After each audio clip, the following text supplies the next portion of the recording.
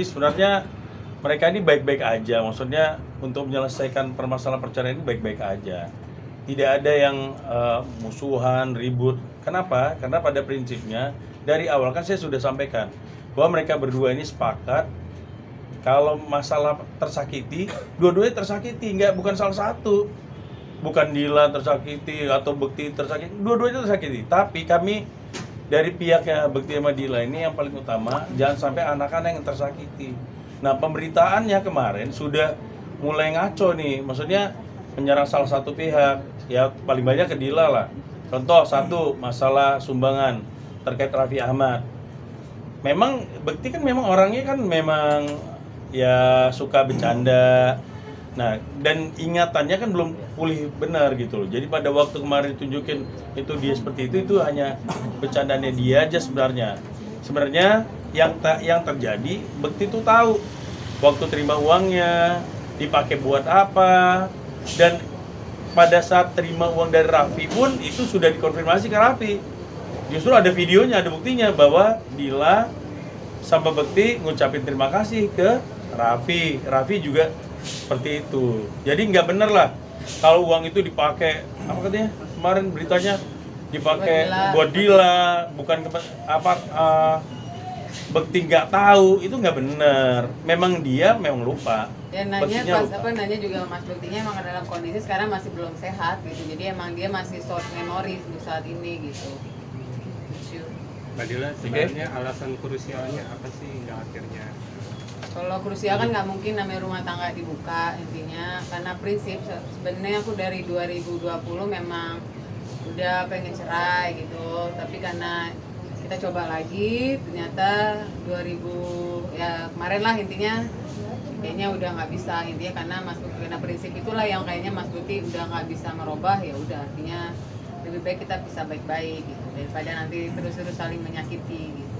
Benar Mbak Dila, ada 3 alasan yang sebenarnya Kita nggak tahu tuh 3 alasan dari Tiga mana alasan ya? apa maksudnya sih, nggak ngerti Nggak loh tahu dari bahasanya. mana itu ada 3 alasan. 3 alasan itu apa sih maksudnya, nggak ngerti loh.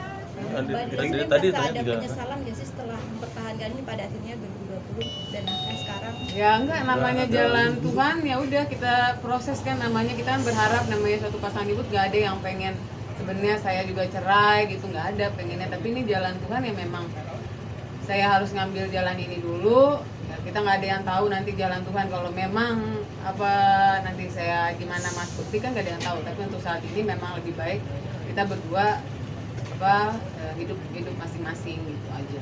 Untuk anak-anak sendiri belum sembuh ya Mbak, Mbak menanggapi tanggapan netizen yang justru mengguling Mbak meninggalkan Mas Bukti dalam keadaan sakit, bagaimana Mbak? Ya enggak juga, Mas Bukti bukan yang ditinggal seronta-ronta sendirian. Saya yakin dia sama keluarganya yang penuh dengan kasih sayang, melebihi saya pastinya.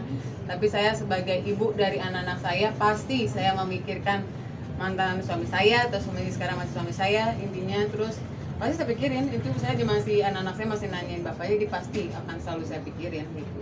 Sudah ada mengkomunikasikan dengan anak-anak kayak gimana Mbak? Udah, anak-anak dia awalnya sedih, tapinya sekarang dia kayak udah kita move on, kita bilang dua-duanya daripada kita bersedih hati, bunda sama ayah emang berpisah, masalahnya di kita, tapinya kalian tetap anaknya ayah sama bunda. Antar kalau ada waktu kita ketemu bareng-bareng berdua, kayak biasa aja gitu. Jadi mereka nggak ngerasa kosong tanpa ayah gitu. Mbak Dila, mohon maaf Mbak Dila, apakah benar asuransi itu menjadi salah satu pemicu Apiksa Mbak Dila? Enggak lah, kalau asuransi mah memang itu mah udah kesalahan ini aja, kesalahan Mas Buktinya kan bukan Banyak. Ya maksudnya asuransi mah banyak. ya intinya mah asuransi kalau salah satunya kan memang belum belum saatnya Mas Bukti dipakai gitu kan, harusnya 1 tahun tapi ini baru 6 bulan. Jadi terus tiba-tiba mungkin ya mohon maaf agennya atau apanya nggak ngerti, jadi tidak bisa menolong. Bukan salah Mas Bukti juga, kalau bukan masalah itu bukan. Berarti Abang mungkin pertemuan kemarin sekalian menyepakati perihal anak, hak asuh anak dan Enggak, jadi pertemuan kemarin tidak lebih dari situ. Sebelumnya sudah selesai Ya, itu. udah. Jadi permasalahan anak segala macam sebenarnya udah dibahas. Ya. Kemarin tuh lebih kepada ya curhat aja terkait dengan pemberitaan, Ya. isu-isu yang nggak benar di luar. Makanya saya minta tolong ya pada, saya nggak ngerti blogger apa, influencer atau apa, netizen yang nggak tahu permasalahan, jangan menggiring masalah ini jadi seolah-olah seperti apa, menyalahkan Dila atau menyalahkan Bekti, itu nggak benar, jangan. Saya tahu dan masyarakat mestinya tahu mereka melakukan seperti itu untuk kepentingan mereka, keuntungan mereka, bukan untuk kepentingan Dila atau Bekti. Kalau bilangnya, aduh kasihan Kak Bekti ini segala macam, nggak ada, itu kepentingan mereka, mereka yang dapat untung. Tidak ada. Kenapa? Karena mereka berdua ini, Bekti dan Dila itu sebenarnya lebih menjaga perasaan anak-anak. Jangan sampai anak-anak tersakiti. Kenapa harus baik-baik? Karena untuk anak. Jadi jangan kalian yang bikin hancur semuanya gitu loh. Justru netizen sama influencer yang nggak benar itu, yang ngomong-ngomong itu yang nggak benar. Itu yang malah merusak pemberitaan dan merusak anak. Ingat, bagaimanapun Dila itu adalah ibu dari anak-anak. Jangan kalian nggak tahu permasalahan, tapi kalian menggiring masyarakat untuk menyerang Dila. Karena saya sendiri dari pihak Bekti tidak ada seperti itu. Mereka baik-baik aja. Yang mereka utamakan adalah urusan anak. Tolong bantu, kita doakan aja mereka baik-baik. Itu aja. Mengenai harta gonok ini udah disepakati dulu. Tidak ada ngomong gonok gini, itu udah jauh sebelumnya. Jadi nggak ada permasalahan itu.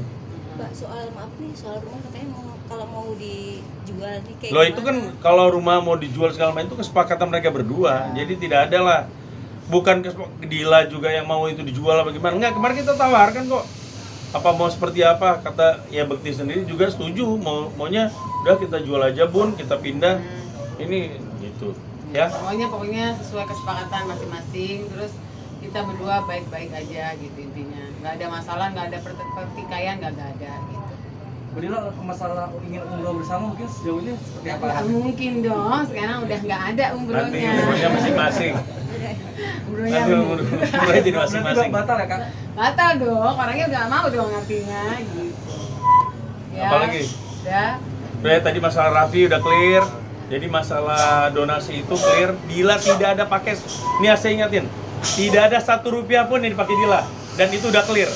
Boleh tanya sama Bekti. Ya. Buktinya ada. Memang Dila ini saya kaget juga kemarin sama Bekti sama Tendi. Dia rapi banget sampai yang nyumbang siapa tercatat dengan rapi. Dan uangnya juga kemana-kemana ada buktinya. Jadi tolong jangan bikin fitnah lagi. Kalau ada yang bikin fitnah, saya akan ambil langkah hukum. Itu perintahnya Bekti. Iya. Iya. Berarti Ingat angkanya- ya, Bekti tidak mau Dila disakitin juga. Itu Bekti ngomong sama saya. Bang, berarti sudah ngantongin beberapa Udah, saya udah catat. Ada beberapa nama itu. Iya.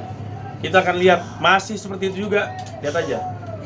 Berarti angkanya bukan 1,5 M ya Kak? Tidak ada, cuma 50 juta dari Raffi. Mas, yang soal cabut gugatan ada rencana nggak sih? Belum ada, kan tadi udah dijelasin bahwa proses ini tetap berjalan. Kita lihat ke depan seperti apa. Nggak ada yang nggak mungkin kan. Misalnya nanti juga putus, misalnya pisah. Tahu-tahu 6 bulan, 3 bulan lagi mereka balikan kan nggak ada yang tahu. Oke, ikutilah Itu jalan aja. Tuhan lah. Ya. Oke? Cukup? Siap. Oke. Terima kasih banyak. Terima kasih Kak Dila.